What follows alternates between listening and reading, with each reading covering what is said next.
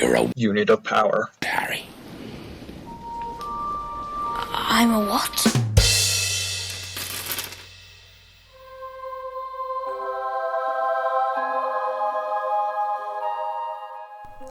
Hello, and happy Halloween.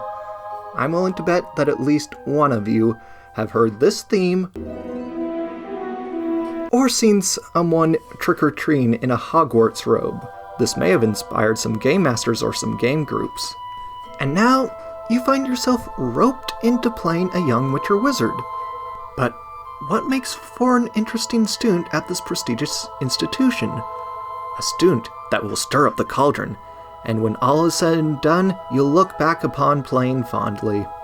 That's where I come in. Welcome to Questions of Character, where I break down a piece of media into its themes and its character into archetypes, to provide you with guiding questions that'll help you make a character that you'll enjoy playing. Now, in case you've been sleeping under a rock for the last few decades, the wizarding world of Harry Potter is a magic society with wands, flying brooms, and where robes are a common apparel. This enchanting world is set within the world as we know it, but what really sets this setting apart is the school. Like most schools, Hogwarts takes the role of helping develop immature kids into responsible adults. But unlike other schools, the teachers have to deal with the kids having magic. No wonder they're so strict.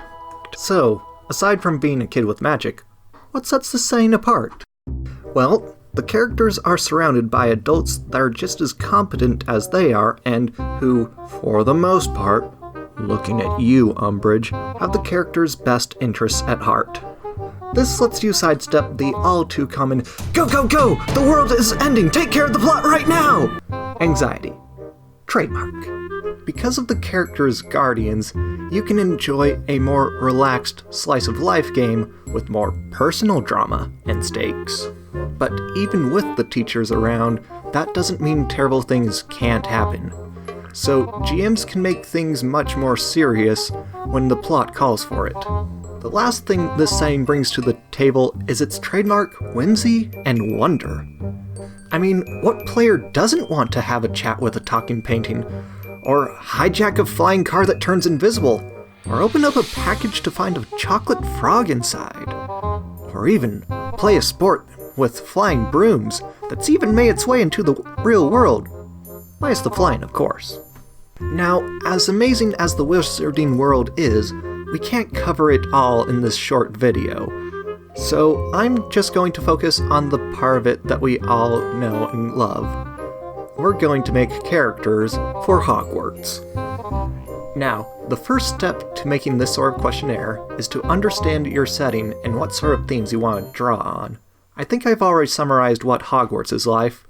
As for themes, we have quite a few to work with. I asked my friend what he thought the theme of Harry Potter was, and he said choices. While I didn't see it at first, I think I'm inclined to agree with him.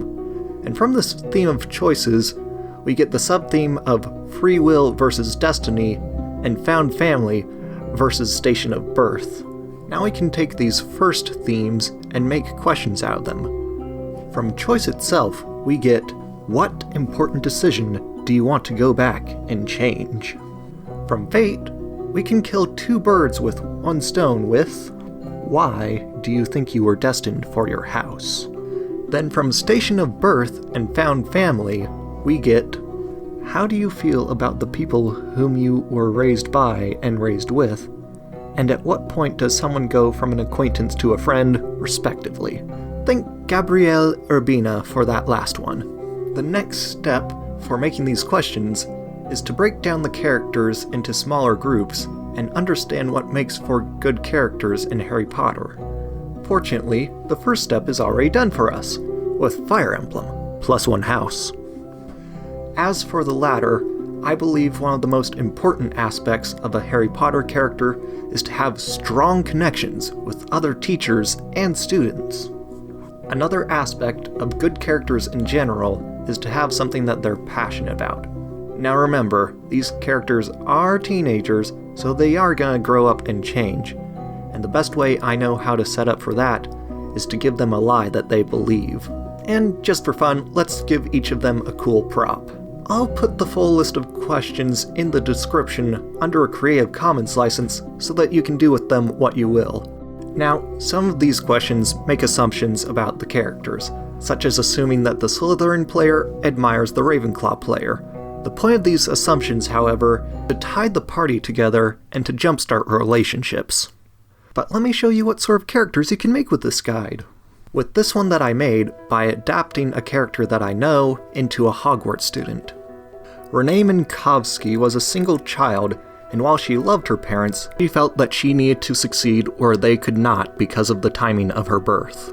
At an early age, she gained an appreciation of theater, and her most prized possession is a signed copy of The Pirates of Penzance that she had signed while it was on tour.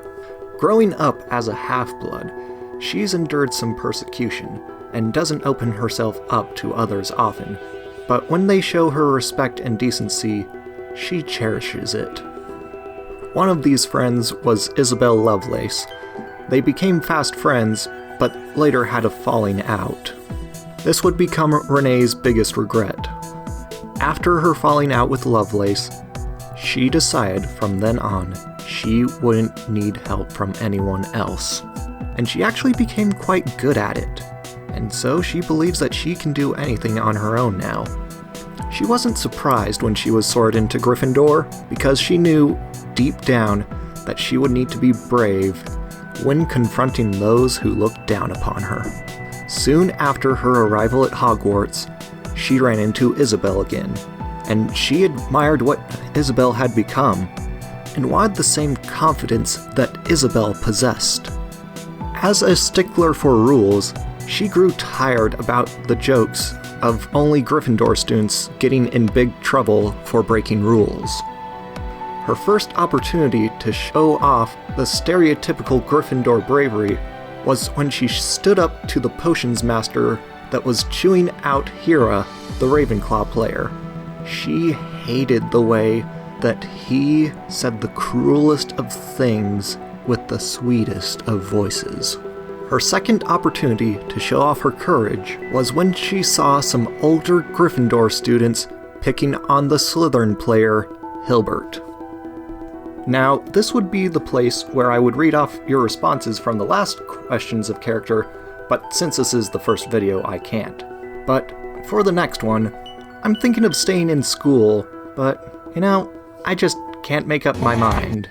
So until next time, remember, as long as everyone is having fun, even if everyone totally forgets your backstory, you're doing it right.